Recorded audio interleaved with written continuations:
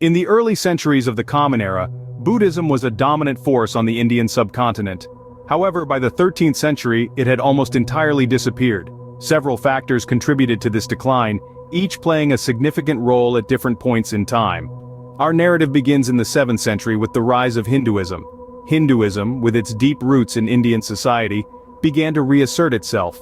The Brahmins, or the priestly class, initiated a vigorous revival of Hinduism, integrating many of the popular aspects of Buddhism. This led to a blurring of distinctions between the two religions. One pivotal point was the belief in the incarnation of Buddha as an avatar of Vishnu, which led many Buddhists to integrate into Hinduism. This, along with the coalescence of the two religions, caused many Buddhists to gradually return to the Hindu fold. Next, we move into the 8th and 9th centuries, a period marked by the resurgence of the Bhakti and Sufi movements. These movements, with their emphasis on personal devotion and mysticism, appealed to the common people. They offered a simpler, more personal religious experience compared to the increasingly ritualistic and monastic Buddhism.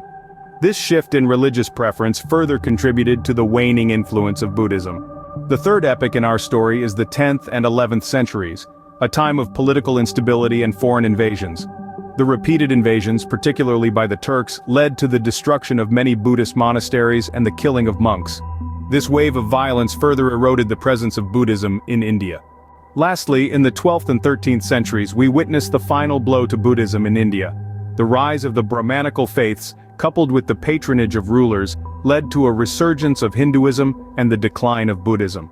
To summarize, the decline of Buddhism in India was a result of several factors. The revival of Hinduism and the integration of Buddhist practices into Hinduism led many Buddhists to return to the Hindu fold. The rise of the Bhakti and Sufi movements offered a simpler religious experience, drawing people away from Buddhism. The political instability and foreign invasions led to the destruction of Buddhist institutions. And finally, the patronage of rulers towards Hinduism in the later centuries led to the final decline of Buddhism. This tale of the rise and fall of one of the world's oldest religions in its birthplace serves as a poignant reminder of the impermanence of all things, even religions. It also underscores the dynamic nature of faith, constantly evolving in response to societal, political, and cultural changes.